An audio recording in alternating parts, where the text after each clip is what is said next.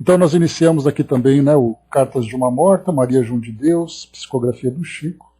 E nós vamos agora para o capítulo número 12, dando sequência aqui no nosso estudo. E nesse capítulo número 12, um adeus.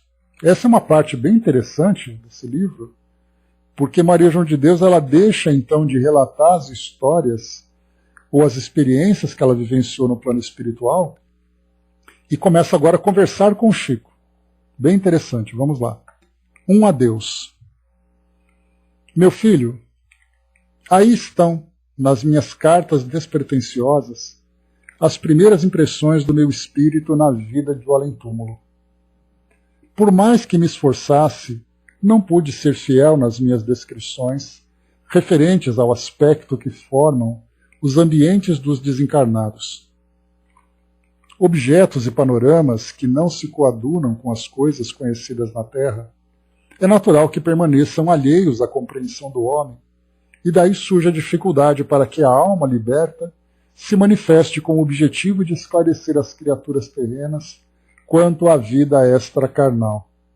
Olha que bacana essa colocação dela, porque reforça aquilo que nós já observamos, né, em outros estudos, a grande dificuldade que os espíritos têm de trazer para nós a descrição do plano espiritual.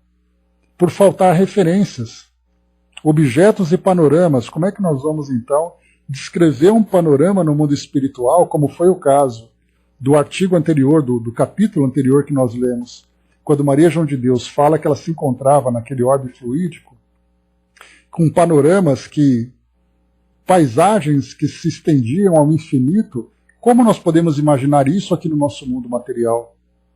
Num mundo tão circunscrito, num mundo tão limitado pelas barreiras da matéria.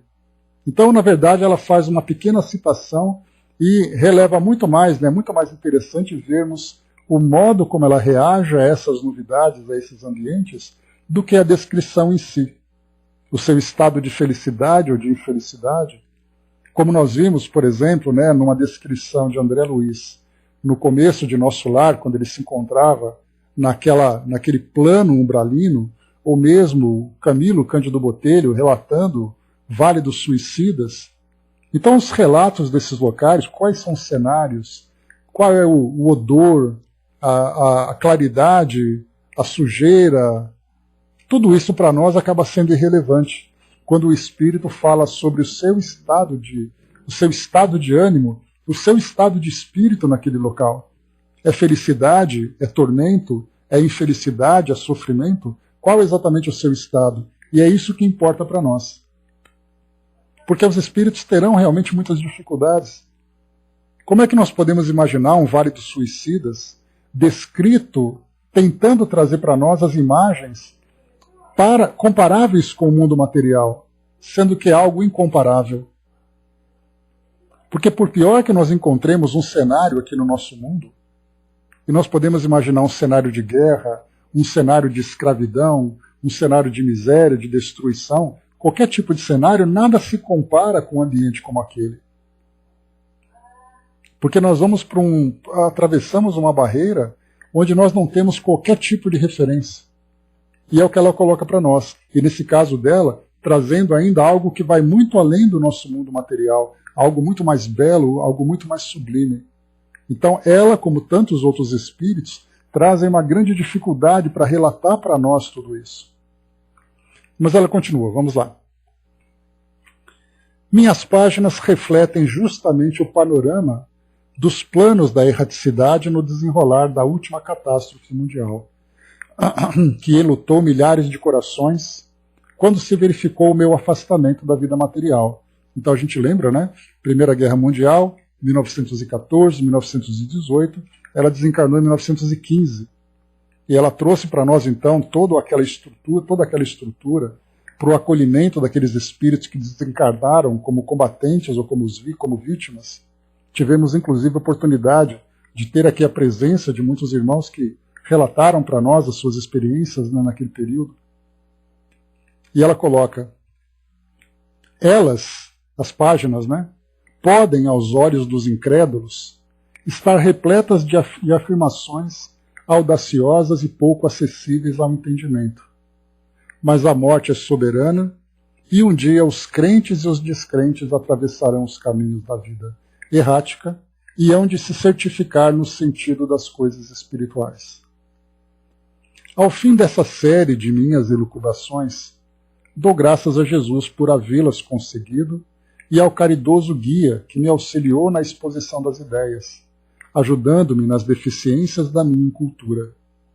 Aqui mais uma vez, a presença dos espíritos junto aos desencarnados, aos comunicantes desencarnados, ajudando na organização das ideias, até mesmo auxiliando, estimulando os pensamentos para que as ideias fiquem claras e, ao mesmo tempo, ajudando na filtragem daquilo que vai ser transmitido, para que tenhamos sempre uma comunicação proveitosa, instrutiva para todos nós, mesmo que muitas vezes venham relatos difíceis, dolorosos.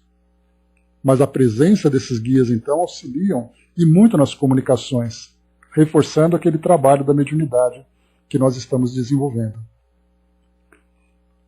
Nos momentos em que me aproximava de ti para escrever, sentia-lhe a salutar influência, ditando-me trechos inteiros para que eu os transmitisse com a fidelidade possível. Vezes inúmeras corrigi a pobreza das minhas faculdades de expressão, e a ele devo o que pude grafar por teu intermédio.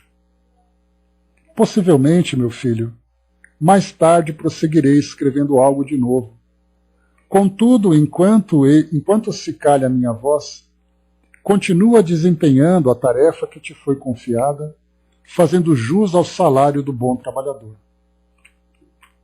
Nós sabemos o quanto tens sofrido no cumprimento dos teus deveres mediúnicos.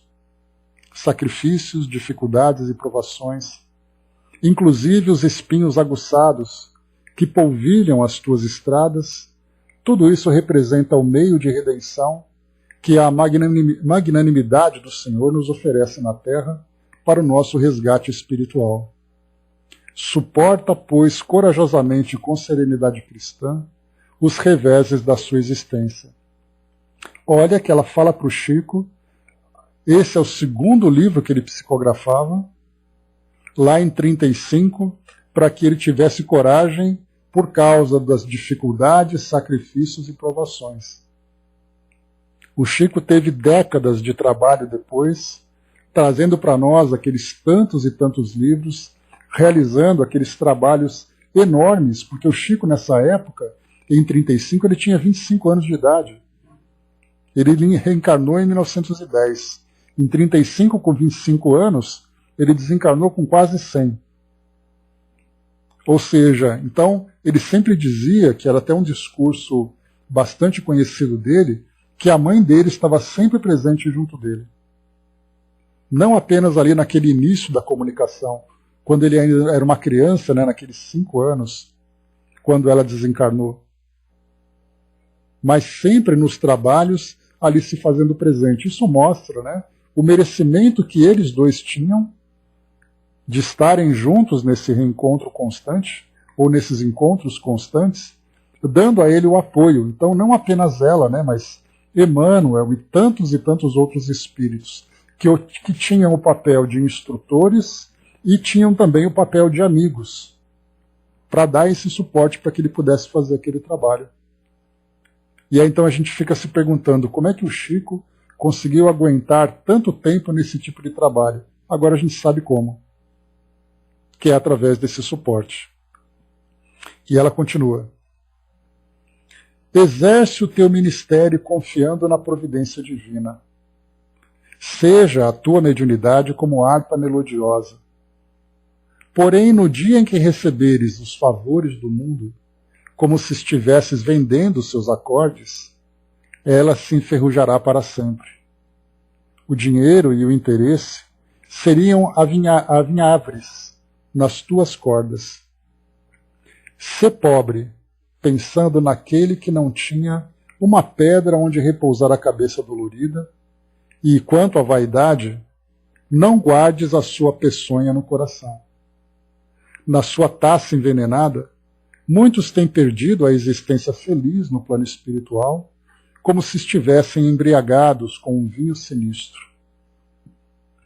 Não encares a tua mediunidade como um dom. O dom é uma dádiva e ainda não mereces favores do Altíssimo dentro da tua imperfeição. Uau! Depois dessa, né, quando a gente pensa, não, eu tenho o dom da mediunidade, eu tenho o dom da palavra, a interpretação equivocada que nós fazemos, de acreditar que esse tão pouco que se tem, esse pouco que nós temos, não apenas da mediunidade, mas da inteligência, a oportunidade que nós temos da posição, do conhecimento, dos recursos. Tudo isso para nós não são dons. São apenas empréstimos que nós teremos que prestar contas. Porque quando se fala em dom, depois disso que ela trouxe para nós, o dom é uma dádiva que ainda não merece, é uma dádiva, e ainda não mereces favores do Altíssimo dentro da tua imperfeição. Reflete que, se a verdade tem exigido muito de ti, é que o teu débito é enorme diante da lei divina. Considera tudo isso e não te desvies da humanidade. Nos tormentos transitórios da tua tarefa, lembra-te que é assistido pelo carinho dos teus guias intangíveis. Nas noites silenciosas e tristes, quando elevas ao iluminado a tua oração, nós estamos velando por ti e suplicamos a Deus que te conceda fortaleza e resignação. A vida terrena é amarga, mas é passageira. Adeus, meu filho.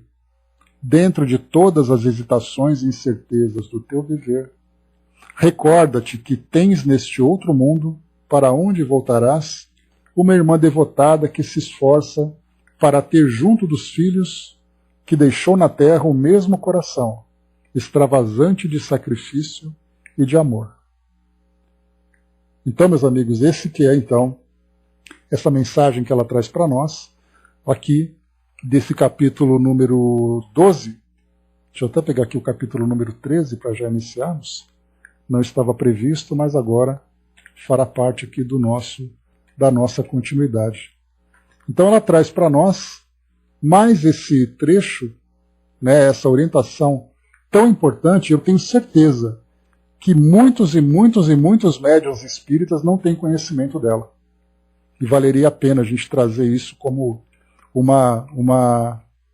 um importante despertar para abrir exatamente ali a nossa consciência dessa responsabilidade do trabalho junto ao plano espiritual e dos trabalhos de modo geral.